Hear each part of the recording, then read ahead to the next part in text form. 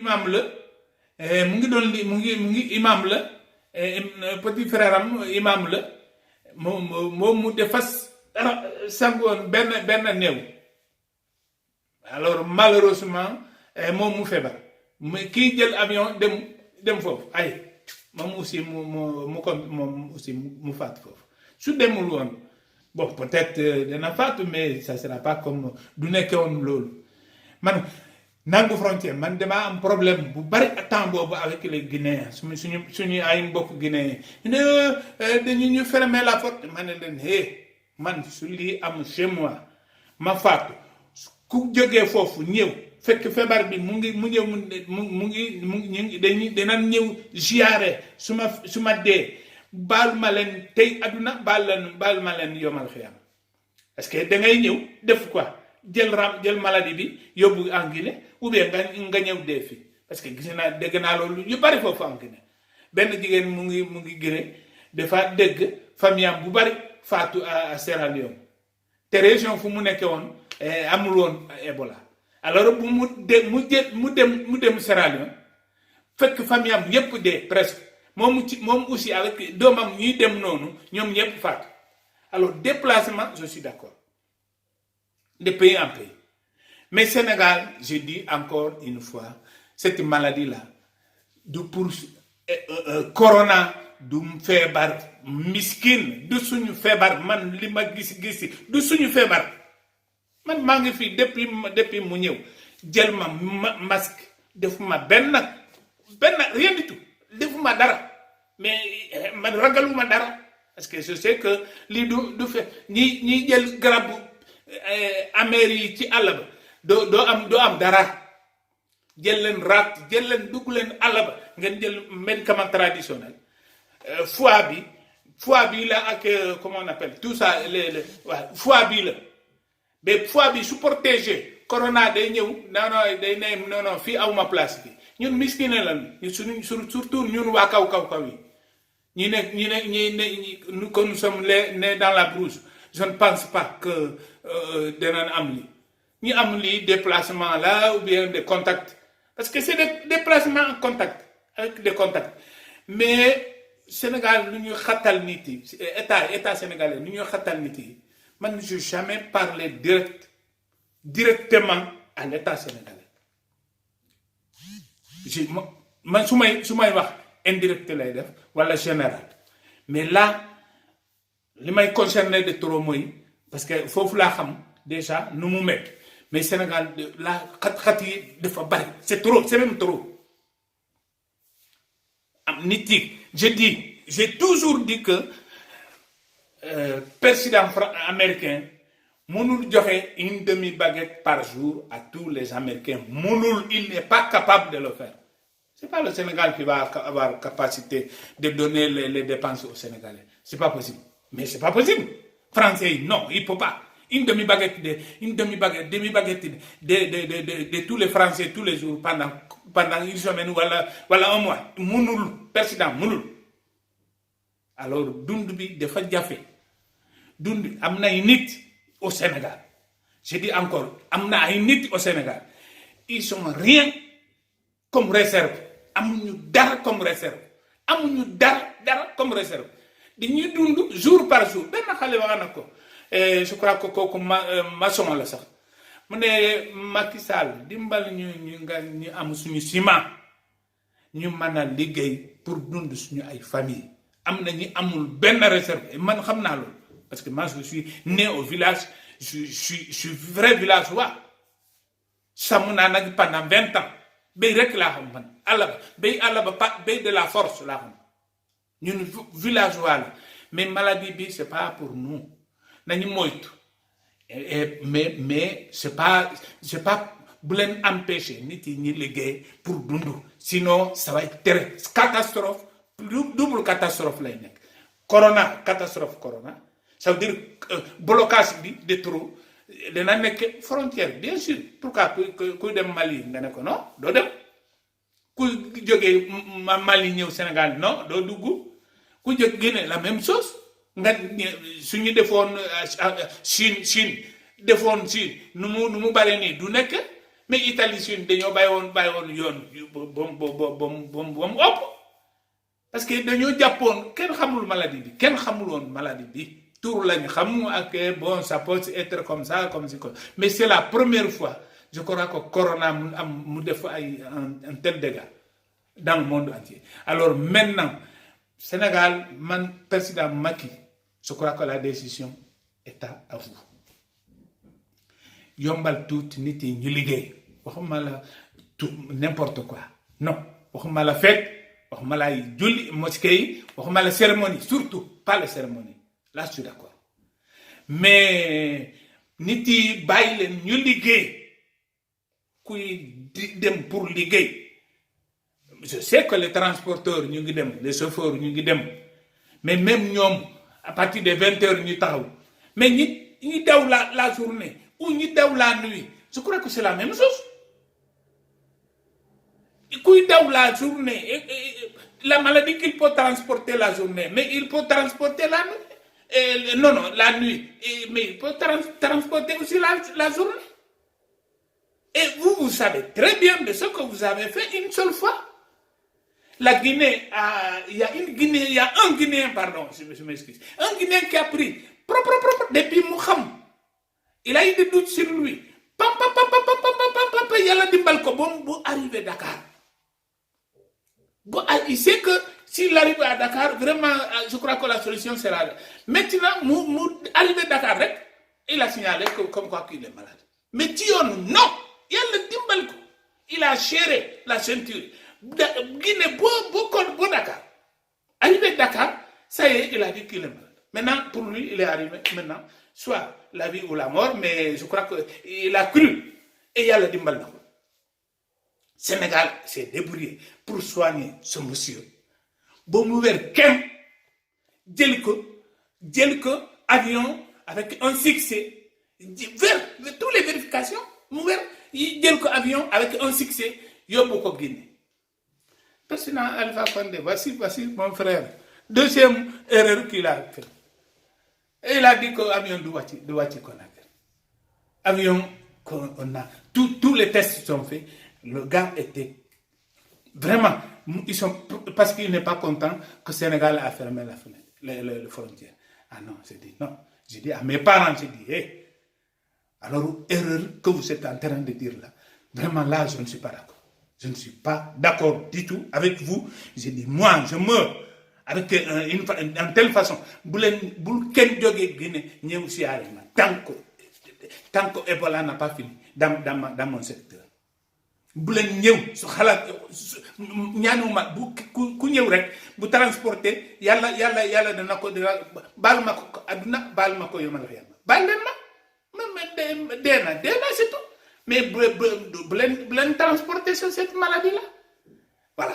Donc, mais, Jafé qui est au Sénégal aujourd'hui, Djoké Dakar, Dem Tamba, avec tous les papiers de gouverneur, quel monde dem, mais il y a des déplacements, c'est vraiment nécessaire. Nous, il y a quelqu'un qui est malade à Dakar aujourd'hui, mais gravement malade. Mais il n'y a personne à côté de cette famille. Et les gens, sa famille qui sont là à Tambacounda, ils ont tout fait pour avoir un papier. Le médecin a envoyé tous les papiers, c'est même pas maladie de Ebola, ni rien du tout. Si c'est maladie de Ebola, on peut dire. Mais ce monsieur-là, il est malade depuis longtemps. Mais que non, il ne vient pas. Mais que non, il ne vient pas. Personne ne viendra le voir. C'est Ebola, Corona. Corona, c'est pas pour nous. C'est pas pour nous les muscles. C'est pas pour nous. Ça, je dis tout de suite. C'est pas notre maladie. C'est pas notre maladie. Je dis pas qu'il y en aura pas. Je dis pas que c'est interdit. Mais si on se protège, on n'aura pas. Je dis pas que voilà. Mais ni état nous définit déjà. C'est trop fort. C'est trop strict. État nous définit man duma suma nek état duma def li damay gérer à ma manière mais duma bloquer tous les villes 20h c'était 20h ñu né dañuy bëggal ñëw encore 18h mais président Macron Macky Sall vous croyez que vous pouvez faire vivre les Sénégalais une seule demi-baguette par jour pendant le corona. Vous ne pouvez pas. Les Américains, ce que l'Amérique ne peut pas, c'est pas Macky Sall qui va faire ça. Macky, tu ne peux pas. Une demi-baguette par jour pour tous les Sénégalais. Mais il y a des Sénégalais qui n'ont rien à manger. Vous êtes dans les capitales, vous ne pouvez pas savoir. Vous êtes nés à Fatick là-bas et à Dakar là-bas. Nous sommes des villageois. Moi, je suis des vrais villageois. Je connais les villages. Il n'y a rien. Il y a des gens qui n'ont rien. Même des capitales, il y a des gens qui travaillent aujourd'hui, c'est ce qu'ils mangent demain. Et si maintenant ils ne sont pas travaillés aujourd'hui, qu'est-ce qu'ils vont manger demain? Alors il faut laisser les gens de travailler, les maçons, groupage, interdiction de groupage. Mais quel maçon qui va quitter avec son truelle? Il va prendre son avion pour aller où? Il va prendre son truc pour aller où? À Tambacounda pour faire quoi? Ah non, mais non. Laisse les gens de travailler pour manger. Le président Macky, encore une fois, un conseil que je donne aux gens, je ne fais pas plaisir à un président de nous dire le coïnère. Non, jamais plus grand jamais. Moi, je ne lui dis pas de ce qui lui plaît. Ça ne m'intéresse pas. C'est pas ça qui est entre moi et le président. Le président Abdoulaye Wade, il a reçu combien de lettres de moi? Plus de 50. Mais je sais qu'il y a de mes lettres que le président Abdoulaye Wade a suivies. Il a rien dit, mais il les a suivies. Il m'a pas répondu. Mais moi, je sais consciencieusement qu'il a suivi. Je connais. La réponse, il y a des lettres que je lui envoie le lendemain tout de suite. Il répond. Il fait la chose tout de suite. Il fait les choses tout de suite. Je sais qu'il a compris. Ça veut dire je suis conseil gratuit, je n'ai pas besoin, je n'ai jamais demandé à un président. Président Abdoulaye, je lui fais trop confiance. Il a beaucoup travaillé au Sénégal pour les routes de la ville de Dakar. Surtout pour moi, je l'ai accompagné pour qu'il aide Tambacounda en arrière. Et malheureusement, je lui ai fait gagner 9 ans. Il n'a pas eu Tamba. De 2000 à 2009, 2009 c'est bàyyi na suma liggéey yépp dem dimbal ko Tamba yàlla dimbal ko mu am Tamba lépp lu mu bëggoon mu am yépp. Mais malheureusement finalement promesse qu'il nous a fait, moi, que Yor Tamba va avoir des programmes spéciaux. Malheureusement je n'ai pas eu ça. J'ai pas eu ça, raison pour laquelle je me suis abstenu. J'ai arrêté même la politique depuis lors. Je n'ai pas fait la politique. Vraiment, je n'ai pas suivi. Je n'ai pas suivi la politique. Je donne des petits conseils aux gens, mais je n'ai pas suivi. Mais moi-même, je suis presque... voilà. Mais, président Macky Sall, encore une fois, il faut enléger le corona. Corona, ce n'est pas notre maladie. C'est moi qui le dis. Tout bas, il y a combien de personnes? Des milliers. Quand il n'y a pas chez nous, il n'y a même pas de corona. Chez nous, il n'y a même pas de corona. Chez nous, Tambacounda, il n'y a pas de corona. Il n'y en a même pas. Il n'y en aura pas. Voilà. Je dis encore, les gens n'ont qu'à s'abstenir des groupages, des fêtes, ça c'est de n'importe quoi. Mais à part ça, qu'on laisse les gens à travailler individuellement. Voilà. C'est tout ce que je demande aujourd'hui à président. Parce que ce n'est pas notre maladie, hein, ça je dis tout de suite. Il y en a qui parlent, oui, ils font ça pour avoir l'argent. Maintenant, ça c'est leur problème. Chacun fait ce qu'il veut. Je m'excuse, je suis en train de mélanger mes petits français Bunyao Bobo ak suma olof Bunyao Bobo. Voilà. Djanguma olof ben petit moné djanguma nampuma français. Ne pas parler le bon français. Et non le djanguma nampuma wolof, djanguma nampuma français.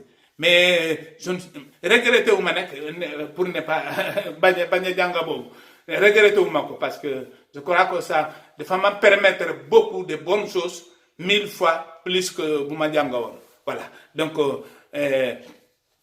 loolu laa leen mën a wax mais tey suma adresse moom président avec ses ministres surtout ministre Aly Ngouille Ndiaye qui est ministre de l'Intérieur qui est sur les routes mu xool vraiment yërmande baax na ci lépp. Moi, je suis fait pour régler le problème. J'ai dit, je suis fait pour... J'ai réglé beaucoup de problèmes ici en France. J'ai réglé... Ban immigré, les problèmes que j'ai réglés ici en France, ban immigré, mon collègue. Il a fait la même chose. Et qu'on fait le débat, et qu'on s'assoit à la télé, ou n'importe où. Problème que j'ai réglé ici en France, il y a la récréation. Doutez, ça fait longtemps. Mais j'ai réglé beaucoup de problèmes. Beaucoup de problèmes. Voilà, je suis fait pour ça. Je ne suis pas fait pour... Mon âge, qu'est-ce qui me reste maintenant? Maintenant, je pars, je marche avec quoi? Quand je meurs, je me dis, l'an la yobale, 7 mètres. À part 7 mètres, si je fais 100 francs, si je me pose, si je me donne des nines, si je paye commerçant là, peut-être 100 francs, il a multiplié, qui son tombeau là. Un jour, de mon tombeau, de nyonye gasco. Parce que c'est des maudits, ils sont pas bénis comme moi. Moi, sur mes parents, ils m'ont béni. Voilà, donc, l'autre là, président Macky Sall. Voyez folle affaire bi, corona bi, doucement. C'est très simple. Même la France, dañu ko oyofal déjà. Il y a tous les jours, il y a des boutiques qui ouvrent des jours, 10 jours, tous les jours. Faut damay trouver, ils ont ouvert des boutiques. Fini la jóge léegi jënd carte y en avait même pas ici pour téléphoner en Afrique. Ngay am WhatsApp, c'est bon. Soit amul WhatsApp, do wote communication coupée. Mais là, ils ont ouvert tous les boutiques pour les cartes là. Ils sont en train d'ouvrir. Coup dem comme préfecture nga jël autorisation rek ñi jox la. Mais quelqu'un qui vit jour par jour, pardon, moom dafa bëgg a déplacer pour dem liggéey kaayam. Non, il peut pas. Ah, là, c'est grave. Et le temps là, 20h, 20h. Je suis d'accord jusqu'à 20h, parce que France, c'est 20h. Bon, mais non, France, c'est non. France, déplacement, c'est pas 20h. Métro, on roule 22h. Métro est en train de rouler jusqu'à 22h. Bis, on parle même pas, les bis. Maintenant, ils ont mis des bis à gogo. Pourquoi? Parce qu'ils ne veulent pas qu'on ait des bis.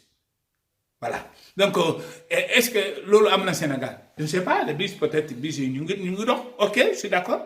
Je suis d'accord pour ça. Mais, 20h encore, là, c'est grave. Et encore se lever le matin. 4h du matin, celui qui se lève, c'est un travailleur, c'est pas un imbécile. C'est pas un voleur qui va, un bandit. Les bandits, c'est pas leur heure. C'est le soir, on commencé pour demander de ngon. Ngon lañu commencé ñoom mais kooku day dem liggéey mais ñu ne au lieu de 6 heures mu ne ñu ngi bugg a ñëw ba 7 heures xaw ma la non un chauffeur routier boo ko jàpp loolu ou bien vraiment ku bugg a liggéey bàyyi leen ñu liggéey si c'est moi qui donne l'ordre liggéeykat yi dama leen bàyyi ñu dem liggéey voilà loolu laa leen bugg a tey wax ngeen jottol ma loolu seen président Macky Sall mu en laisser cette affaire surtout Aly Ngouille Ndiaye il était toujours dur, il était toujours difficile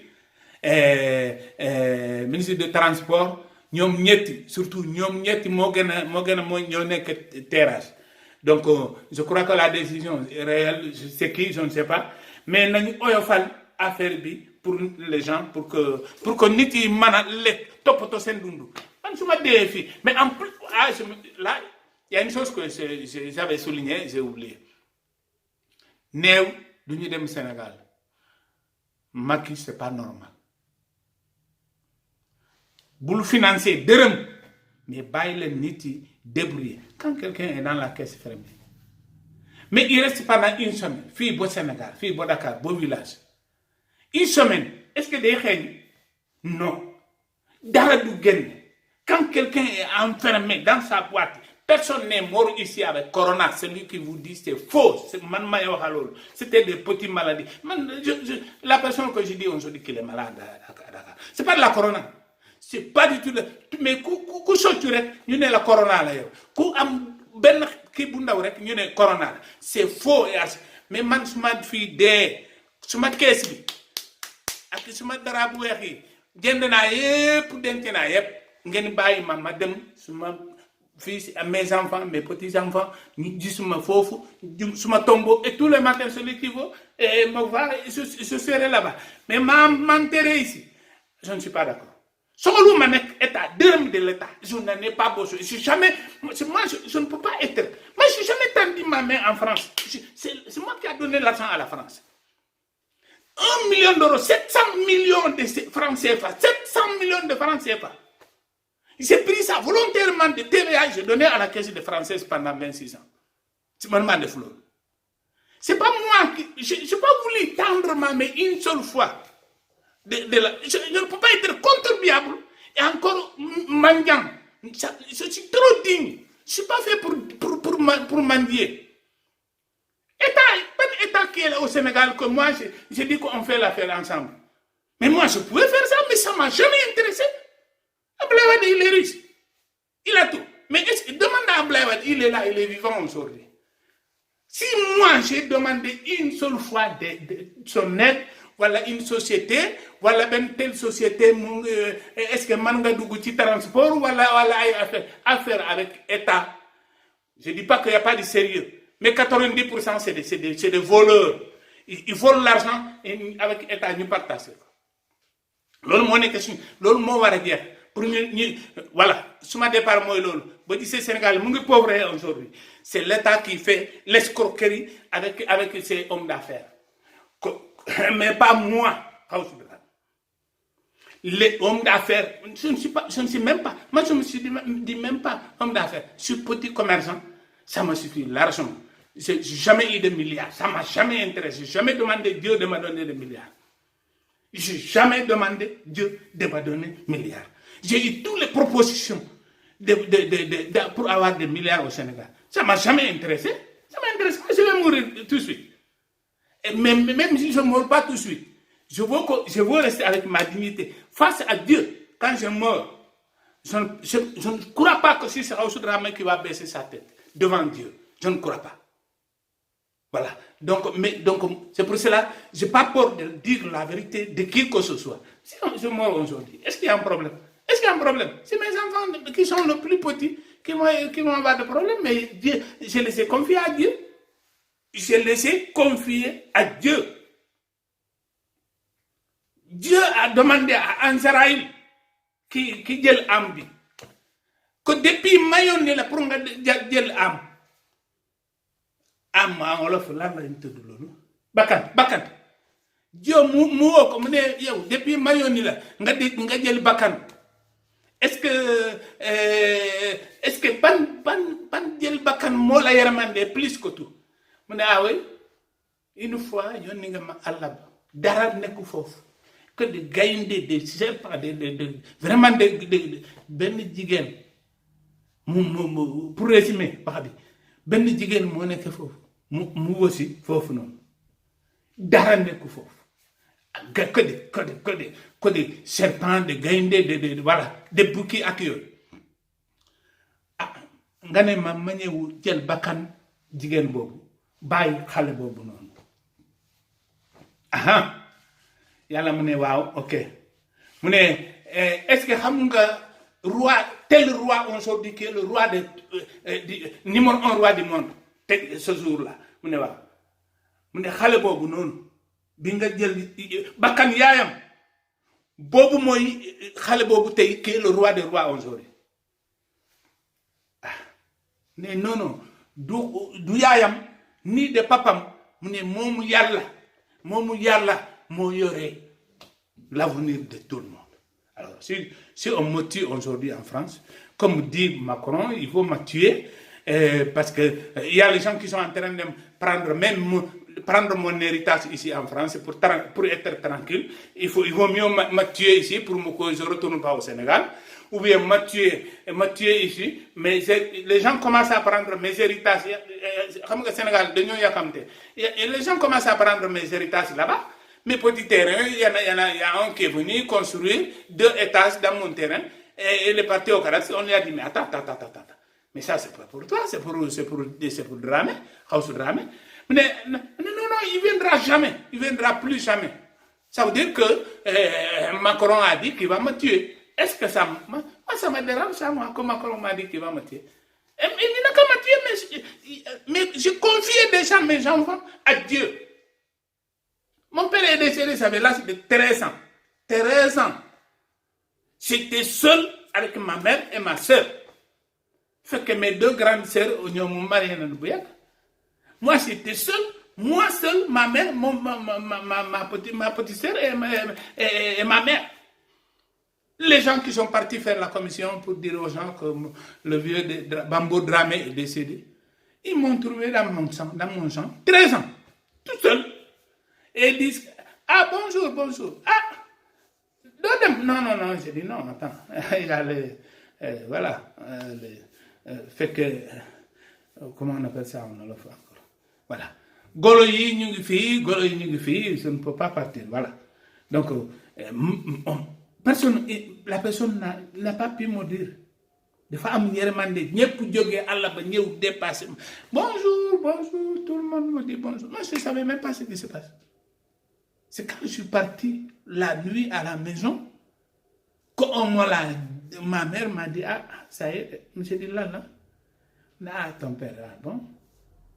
De ma bouga d'info, ma mère m'a dit, non. Les vieux sont faits ce qu'ils sont à faire. Il ne faut pas aller là-bas. J'ai dit, ah, ma mère, on m'a dit sur mon père. Non, il ne faut pas aller là. Non, man dama xëy encore à là-bas. Parce que c'est moi qui est là-bas, tout seul. Et dama xëy, ils ont fait tous les enterrements, tout sur ma gannaaw. Kenn remplacé wu ma. Voilà. Donc, moi, mes enfants là qui sont là, je les ai confiés à Dieu. Si Macron m'a tué ici aujourd'hui, il a fait quoi? Il n'a rien fait du tout. Celui qui a été tué, Kadhafi a été tué, Thomas Sankara, tout le monde, eux, ils sont. Je crois que eux, c'est des présidents. Moi, je suis quoi? Un petit commerçant qui n'a rien du tout. Moi, mais je n'ai jamais demandé de Dieu de me donner des milliards. Billahi, wallah, je n'ai jamais demandé Dieu. Donne-moi des milliards. Non, ça, je n'ai jamais demandé. On m'a proposé tous les postes. Tant Ablaye Wade m'a dit, ouais, député européen, non, c'est pas ça qui m'intéresse. Et sénateur, on m'a dit, sénateur sénégalais de l'extérieur, député européen de l'extérieur, sénateur de l'extérieur, j'ai dit non. Et conseil, ministre conseil, j'ai dit, tout ça, ça ne m'intéresse pas. Je demande de pour dimbal ko Tamba, pour mu mën a liggéey Tamba. Voilà. C'est tout ce que je voulais. Malheureusement, ça n'a pas été. Bon, voilà. Donc, je dois résumer. Tété ni wax bi fii la yem. Duguma ci politique, duguma dara. Macky Sall woyofal affaire bi tout. Yow ak sa Aly Ngouille Ndiaye. Je ne sais pas si c'est ton frère, petit frère ou grand frère. Woyofal leen affaire bi. Mu oyof tuuti ci nit yi ngeen bàyyi nit yi ñi bugg a liggéey ñoom ñi liggéey contrôle mu am ne contrôle sévère là je suis d'accord frontières surtout tous les frontières moom loolu am mais ñi bugg a liggéey bàyyi leen ñi liggéey Aly Ngouille Ndiaye bàyyi leen ñi liggéey ministre de transport oyofal sa li ngay def transporteur yi voilà foofu la yem danaa ñëw ci yow xawma Oumar Youm voilà. Parce que moi, je te considérais, depuis lors, je t'ai considéré comme un homme de bien, Aly Ngouille Ndiaye. Mais, oyofal affaire bi tout, transporteur, fille à la gorge. Surtout avec cette poids bi. Voilà. Donc, je m'excuse aux Sénégalais. Président l'a adressé pour mu oyofal corona bi, du suñu maladie. Dem leen àll ba ngeen jël rat bu leen vacciné bu leen vacciné bu kenn vacciné Europe kenn du vacciné bu leen nangu vacciné du début du Sénégal jusqu'à fin du Sénégal même dernier match pas de villageois bu leen nangu vaccination bi bu leen nangu vacciné amuñu maladie bi dugg leen àll ba ngeen jënd rat ngeen baxal ko ngeen naan voilà rat ak limon day faju lépp foie bi day dëgër dara la maladie le petit maladie là de Richard là loolu du dugg seen foie voilà man loolu lay def ok ça fait 10 ans soccuma 10 ans laa la wax soccuma ratti rek ak limon jërëjëf jaajëf sénégalais voilà président avec ses groupes maa ngi leen ñaan ngeen góorgóorlu ngeen def lu baax sénégalais bu ñu kontaan c'est très très très important parce que je crois que c'est mieux d'être président souple que d'être président dictature c'est résultat bi c'est toujours mal voilà